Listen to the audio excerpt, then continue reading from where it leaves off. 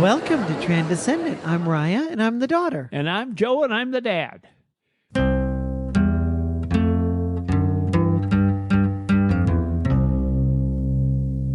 I read a story on the internet this week about a boy who was out on the lake with his friends. He looked over at the shore and saw his parents there, and he knew they were onto him. So he said to his friend, who was a girl that was right there, "Hey, pretend that you're interested in me." He knew what was coming. And as they pulled up on the shore, his dad said, "Son, are you gay?" And he said, "Yeah, I am." And they got in a big argument and he stormed off. There was a lot of hurt there. And that's typical of so many of the stories that we hear. When somebody is forced out of the closet, or when the information first comes to light about somebody being LGBTQ, whether you find something on the computer, gay porn, you find somebody's stash of women's clothing, you discover that they've been talking to people in the LGBTQ plus community and looking for support, or whatever it is, or they come and tell you, and it doesn't go so well. And I wish we lived in a world where everything went perfect, but unfortunately, just about every one of us has stories either from ourselves or if not from ourselves. We can all point to a handful of people, or sometimes a lot more than a handful of friends that we can say, "Oh yeah, let me tell you about my friend's story." It's ubiquitous. How do we heal from those? What do we do once time has gone on and the family member that created a problem and was not accepting says, "I'm ready to mend the relationship right now"? What do we do? Maybe you're listening right now and that's your story. That you know that you started things out the wrong way. You weren't prepared. You were caught off guard. Your son or your daughter or your brother, your sister, your mother, your father, or another family member sprung it on you, or you got the information, you weren't ready for it, and you reacted badly. What do you do to try to heal that relationship? That's really what this podcast is all about. But right now we wanted to talk specifically about some principles that can really help you to make things right. You ever had a situation like that where you realized, I have to come to grips with that because I'm kind of at odds with myself? I know I've had that. Every one of us has. If you're a human, you've had times where you know that the way that you handled things were not right, and you've got to go put things right. That can be really miserable. That can be a really terrible place to be. The first step really is admitting that you have this conflict within yourself. That's a difficult thing to do, but you have to be honest with yourself. Now, of course, anytime we're talking about family relationships or friendship relationships or any kind of relationship, we're never just talking about one person who their only issue is that they're straight and the other person's only issue is that they're gay or lesbian or bisexual, transgender, or some other form of queer, or somebody else that's part of the LGBTQ plus community. No, there's always personalities involved in history and issues. That lots of times you get somebody that they're young and naive and they've got lots of issues on their own. They're irresponsible and they always are letting you down and they're always having issues. They're never reacting well to things, regardless of LGBTQ plus issues at all, that they just, you get into a fight over the TV and they're a jerk to you. And yes, there's already history there. And then you throw this into the mix and of course things get difficult. If you're fighting about all kinds of things all the time, you're just adding another one. Only it might become the major focus, and so it's the thing that ends up dividing you, because arguing about whether or not you're going to eat all your potatoes or whether or not I can accept what you are or you can accept what I am, it's addressed in a lot different way when it's something that has such power that says, I just can't accept this. That makes it much, much more difficult. But there's a history behind it that says there's always something. There's always something. And when there is always something, that issue takes the forefront. And it can make a total division that is difficult to walk away from. When we were talking about this, I wanted to have in our minds a person that we're dealing with that could be really, really difficult. And we have a mutual person that we know that you call the Fogel. Yes. That you call her that because what does that mean? It's German. It means bird. It means bird. Yeah. Because she could be really difficult. I don't actually quite understand the connection between bird and being difficult. But it's another story for another time. But she could be very difficult with family members. Well, part of the problem was that she really didn't think about what she was saying when she was trying to make her point. She would choose a lot of words that were in themselves argumentative. She would add things or make comments that really had nothing to do with the issue at hand, but it would require more acceleration of a conversation. And it would make people say, I just can't take this. I want to turn around and walk away. And you have that person in your mind. Maybe for you, that's your Aunt Betty, or that's whoever. You know the person we're talking about. You have them in your mind. As we're talking about this, maybe you've got your own relationship in your mind, or maybe you're thinking about that person right now that you're dealing with. And wherever it is, we're trying to build trust and healthy relationships in all aspects. And that means sometimes both people that got into the argument are equally at fault. And lots of times, one person is more equally at fault than the other. And yet, the goal here is not to see where we can place the most blame and making sure that we get that equation right. Well, you are 82% to blame and I'm 18% to blame. Oftentimes, whatever percentage of the blame we're putting on ourselves is probably too low.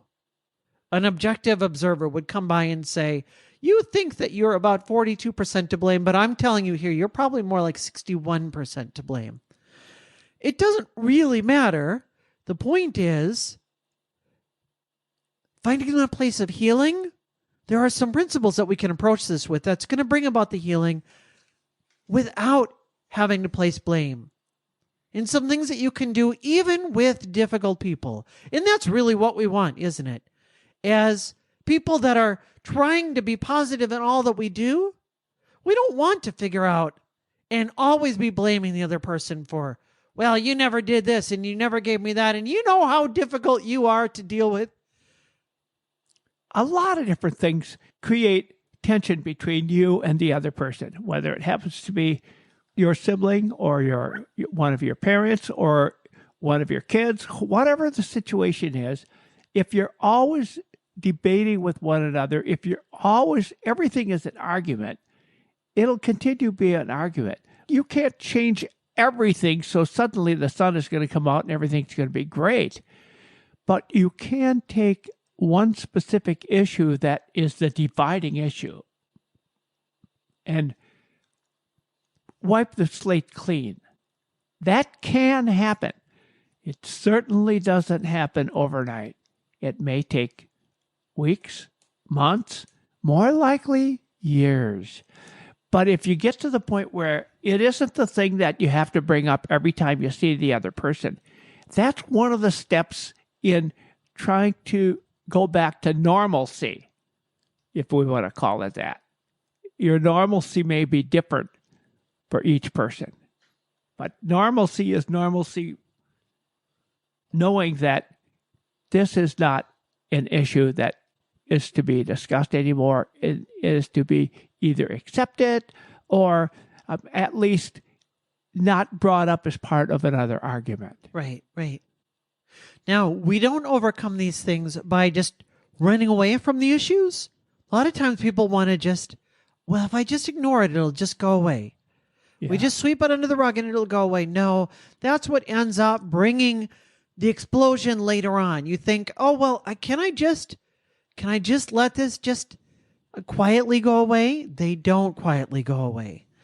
And when we're trying to get away from that conflict, usually we're setting ourselves up for a bigger conflict. So a good place to start and a principle for understanding is that your feelings are valid. Oh, absolutely. It doesn't mean that all of the facts that produce those feelings are necessarily true. You might have a particular read on your feelings or on the facts. Maybe the facts that you're looking at, you're putting an interpretation on those that are not true. For instance, somebody did something to you and you immediately thought the reason they did that to me was because they were not really happy that I was there and they were rejecting me from being there. I actually had this happen recently.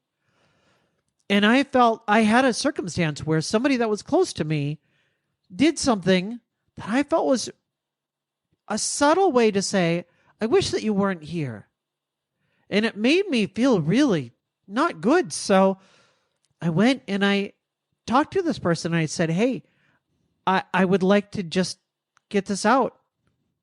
And I discovered that my interpretation of the facts were completely wrong. And in fact, what I took to be a thing of rejection was actually, hey, look, these were the actual facts. And I realized, oh, okay, well, now when you put it like that, when you tell me your side of the story, I see how things really are. But that doesn't mean that my feelings were not valid.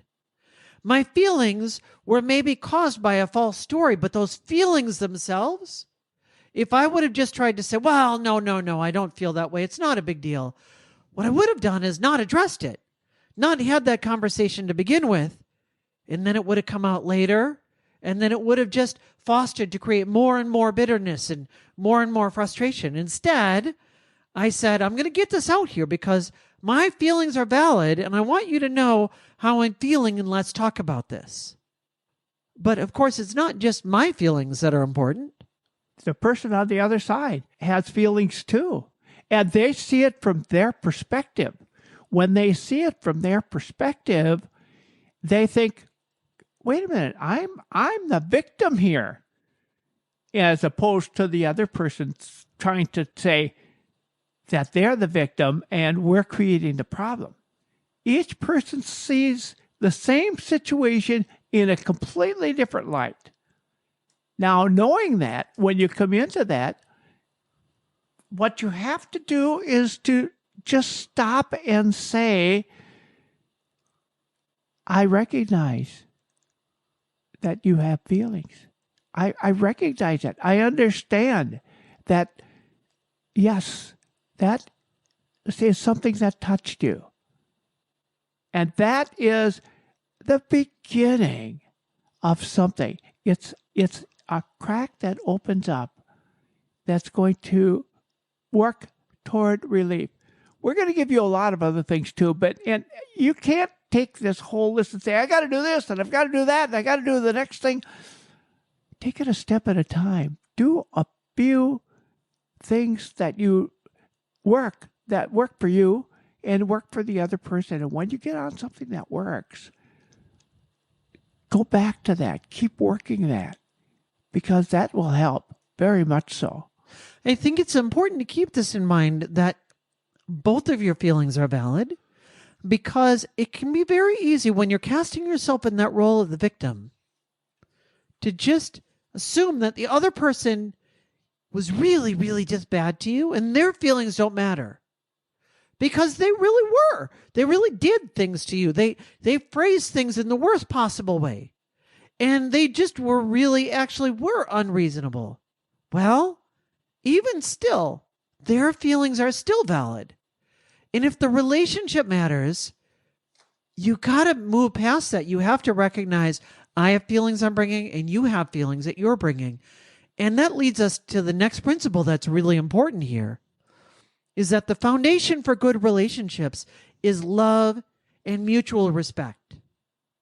Because if you're not bringing that sense of respect, if you have disrespect for somebody and you're disdainful of them, you kind of turning your nose up and you think, boy, you are just always a pain to be around. No matter what I do, it's terrible. Well, then the more you are sending those signals of not showing respect to them, the more hurt they feel, which then perpetuates itself. So the place to start in repairing relationships is to remember, I want to love. I want to have this relationship. This relationship might be difficult for me. We've got a lot of history. There's a lot of water under the bridge that we can't get back to where it was. Those things that have happened have really happened. We can't just make those go away. But I want this relationship to work. Why? Because I love you. Yes. We're family. And that love leads to a place of respect. I have read some people that have the philosophy for themselves that you only respect the people that have earned your respect. Or I've seen other people that will say, as long as you have not lost my respect, I will show you respect. But I approach my life that I say, I lose nothing by showing everybody around me respect. So the person that has completely given me every reason to disrespect them, what do I gain by continuing to disrespect them? I have just made it as my own life principle that no matter what somebody has done to me, I still benefit by showing them respect. Even if somebody has really just been a real jerk to me, why not still just say, hey, I'm glad that you're here, or hey, whatever it is to show respect. Because the moment you start showing disrespect, you're now feeding into that.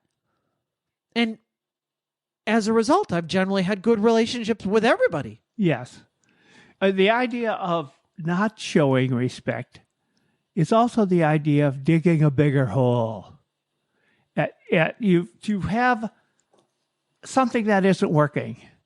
And when you're not showing respect, or they're not showing respect of you, it's digging a bigger hole. You need to start at a level playing field rather than saying, yeah, but, oh, and I remember, and I cannot forget, etc. Those are things that are continually digging a bigger hole. And when you got that hole that's being dug bigger and bigger, and you decide, I'm sick of this, it's time to do some things that are going to stop that. Well, what do you do when you're actually coming to that? That's what we're going to talk about in just a minute. I am Mark Ziemer, a listener and supporter of Transcendent. I've been a Lutheran pastor for 45 years, and oh, what a journey that was for me to understand the LGBTQIA community and what that meant. I was so not understanding and hurtful. So this podcast is incredibly important to really educate and understand and to hold relationships together. So I urge you to consider listening, of course, but also supporting. You can go to transcendent.com and click on the heart with a support button. You can give as little as $3 a month, and you can cancel at any time. Important for all of us on this journey of understanding, keeping relationships together, truly being people of love. We want to talk about building bridges. When you have honest conversations, we can have conversations with people about something, and we can exaggerate the situation. We can talk about things that are projected out to happen because of this and because of that. That's conjecture. That's not honest conversations. When you really speak from the heart and truly say what you honestly believe without any exaggeration, without any comments that are inviting debate, inviting arguments, then you're not getting to the point of trying to build a bridge. Building those bridges is one of the most important things that's where you open up. You have to find out something small, very small, that you both agree on. I can remember one time back when I was working with another guy. He was having a problem with one of the clients, and he was trying to get rid of the client because the client was just really terrible. That was one of the worst. Wouldn't pay the bills and a variety of other things. It was always too difficult to work with. So he's trying to get rid of that client. And she was complaining to him about something. If that's the way you feel, she says, I'm not going to be doing any business with you anymore. And he said, that's one thing we agree on. Having those conversations is so important. If you're holding things back and not being truly honest, you're never going to have a true repaired relationship again. So we start by building those bridges, and then you can find honesty by making sure that the other person feels respected and that you've made it a safe place, that you have made it clear to them, I'm not here to get you. I'm not here to jump out at you and to accuse you of all kinds of things. One great way to be fully honest with somebody else is to use what we call I statements. So rather than saying, you did such and such, you know, the last time that I came over here and you yelled at me and you da da da da. No, instead of phrasing it that way, now you want to make that same point, but you instead phrase it as an I statement and you talk in terms of your feelings. You know, the last time that I came over here, I felt really hurt because I felt like I came with good intentions, but instead I felt like I got yelled at and I felt shut down for what I was trying to do. And now the other person can say, oh, well, I wasn't meaning to yell at you. What I was meaning to do was, and then they go and tell what, phrasing it in terms of how you feel rather than what the other person has done to you. Exactly. It's expressing your feelings without blaming the other person. So this is what I thought. This is what I'm thinking now. And this is where I'd like to be, or something like that. It's all about you and what you're thinking and what you're feeling rather than throwing blame out. Mm-hmm. And that makes a difference. But then when they talk, it's their turn. Listen to what they have to say without interruption. You have to really give them an opportunity to share with you.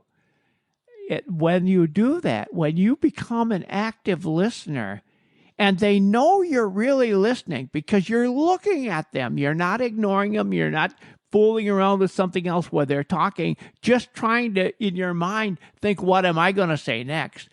Active listening means you're absorbing what they have to say, and that also is just as critical as the message you are delivering. There was a study that was done where they took people and they had them think of a song and then they had to clap out the rhythm. So for instance, they might do you know what song that was? No. Now, they discovered that people were certain that you would get the song. Like when you knew the song, they thought people will know it like 90% of the time. It's so obvious. How do you not know this? Yeah. You don't hear happy birthday to you. in my mind, in fact, I was wondering if as I did it, it was so clear that I thought you were going to know exactly what I was clapping out. What they discovered is that when you know something, it's very easy to assume that the other person knows exactly what you mean. They That's call right. that the curse of knowledge. And so the reason why active listening is so important, it's not just being quiet when the other person is talking, though that's half of it. But the other half is then you say back to the other person in your own words. So this is what I think you're saying. Yes. We assume that we know what we mean. Well, I just heard the words that came out of your mouth, and you obviously meant such and such. But you'll be amazed a lot more times than you think, way more times than you think. What you think they're saying and what they actually mean are wrong. And when you say it back in your own words, they say, no, that's not what I meant at all. You know what I think that is? I think that's part of educating each other. And growth comes with education. It sure does, doesn't it? Yes, absolutely. The more you absolutely know the truth about something, the more likely you are to be getting to continue to build that bridge, build that gap, fill that gap. And especially when we're talking about LGBTQ issues, education is so important. That's because you don't know what you don't know. And if you're an ally, one of the places to start, we've talked about this all the time, is by educating yourself. And a great way to start that is by listening to this podcast. Then we can go beyond that and remember that as we're keeping relationships together, that it's not just what you know and what you do when you're together and all of those things, but boundaries preserve relationships as well. Oh, they do. And it can be easy to assume what we need to do is spend more time together.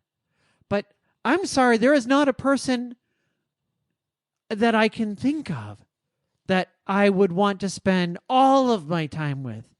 Every single person, you need to have that time away. You need to have the boundaries where you say, we can be together for X amount of time, anything more than that, and I just want to take this book and hit you over the head with it. We have had enough. Yeah. Yeah, I've had about as much time as I want with the neighbor's dog right now. And setting that boundary is also what keeps you feeling safe, because you know that there's a place of escape. You're only having to be together for a certain amount of time, and when that time is done, we're not going to try to push this together any farther.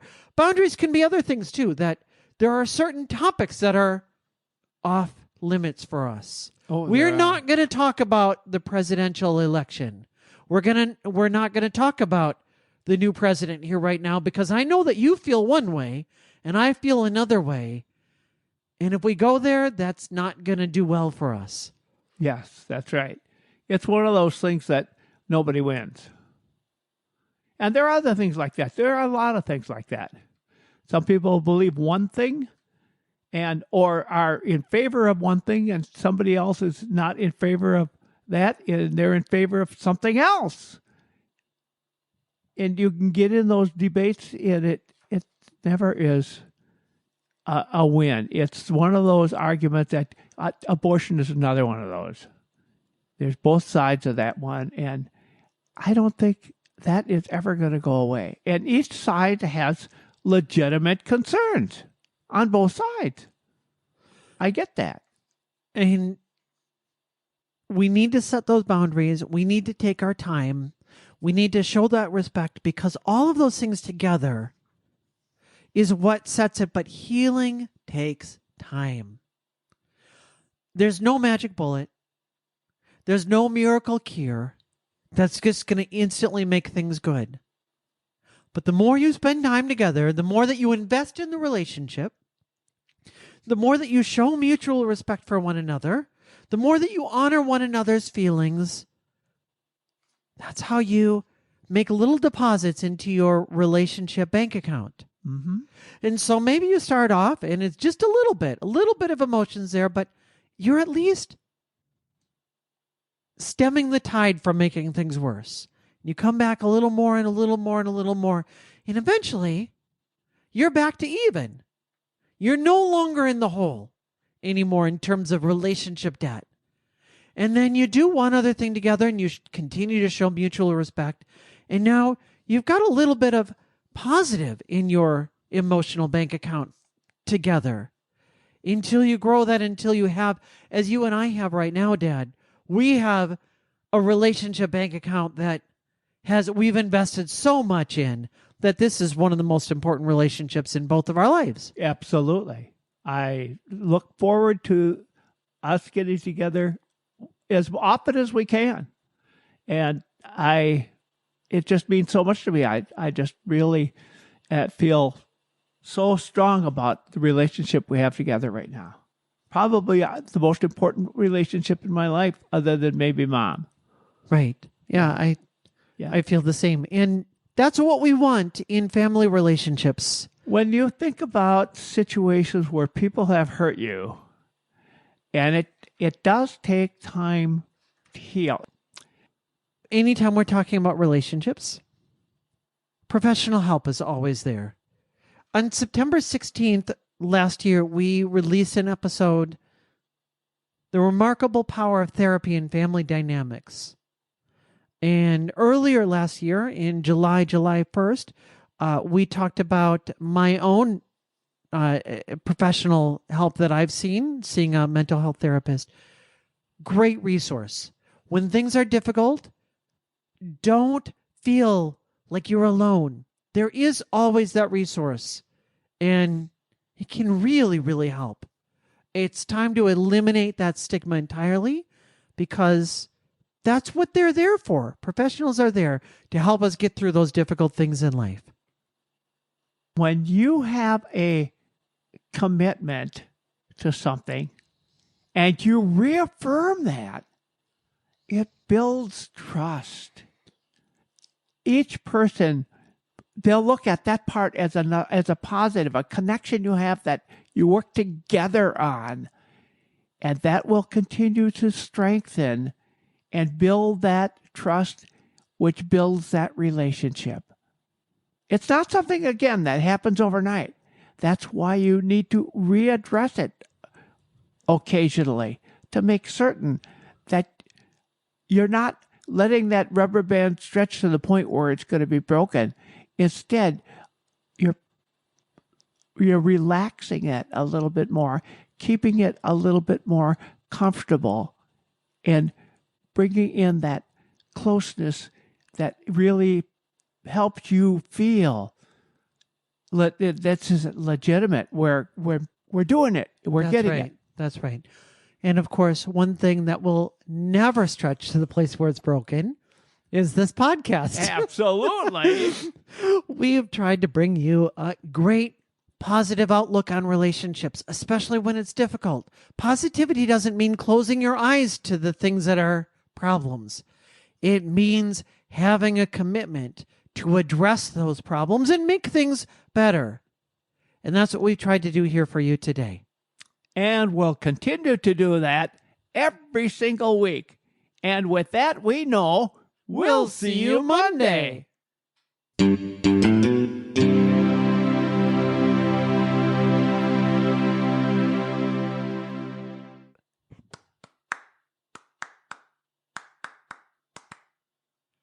That one, I think, is Jingle Bells. Yes, it is. Okay. Too easy, that one.